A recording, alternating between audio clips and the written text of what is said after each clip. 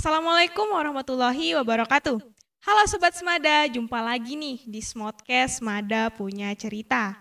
Bersama saya, Aulia Revalina, yang kali ini akan memberikan 5 tips kepada teman-teman semua cara mengatur waktu dan menghadapi tugas sekolah yang menumpuk.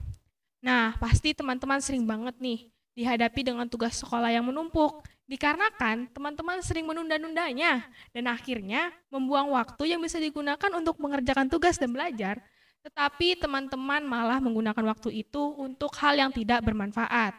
Jujur nih ya, Aul sendiri sering banget ngelakuin hal itu. Ditambah lagi beberapa kegiatan organisasi yang kadang bikin Aul pusing sendiri dalam mengatur waktu.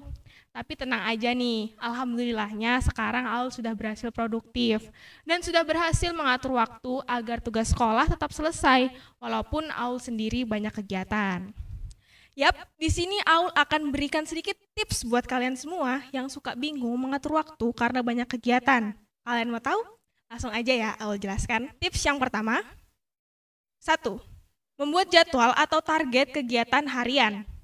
Kalian harus tahu apa yang mau kalian lakukan pada hari itu dan butuh waktu berapa jam. Misalnya nih, teman-teman mau belajar di rumah, targetnya 2 jam.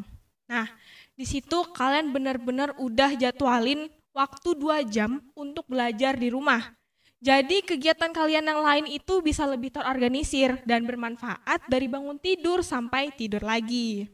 Oh iya, satu lagi nih. Kalian bisa jadwalin waktu untuk kalian ngelakuin hal yang kalian senangi.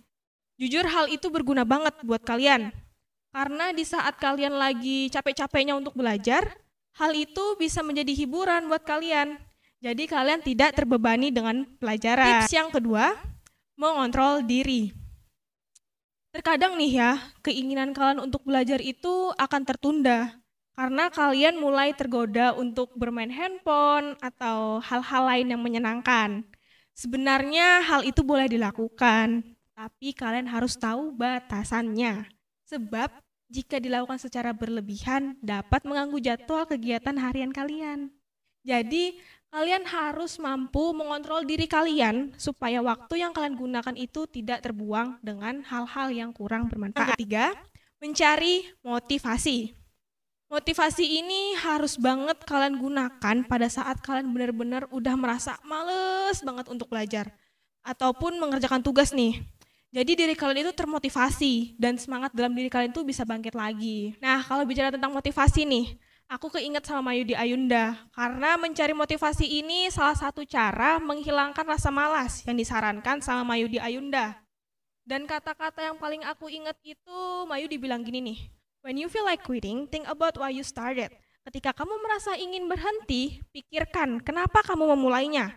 Maksud dari kata-katanya adalah, kalau kalian merasa males banget, terus kayak pengen nyerah, udah gak sanggup lagi. Nah, di situ kalian tanya pada diri kalian sendiri, kenapa aku memulainya?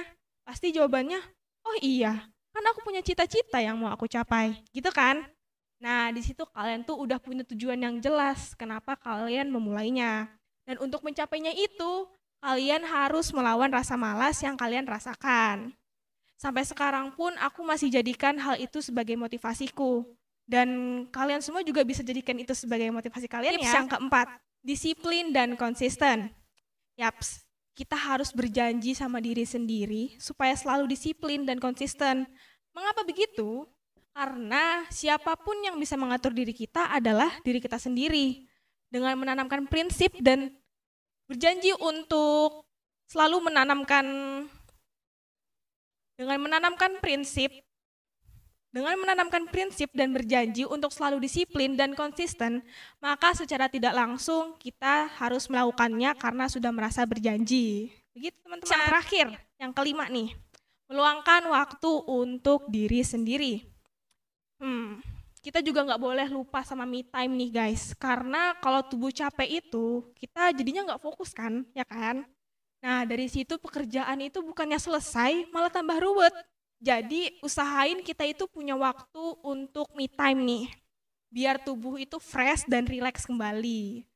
Kalian bisa ngelakuin hal ini, misalnya nih dalam seminggu ada 1 hari yang kalian gunakan untuk me time.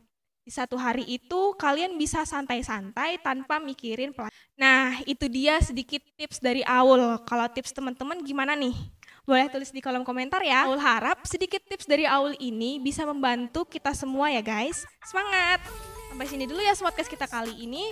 See you in another Smodcast guys. Bye!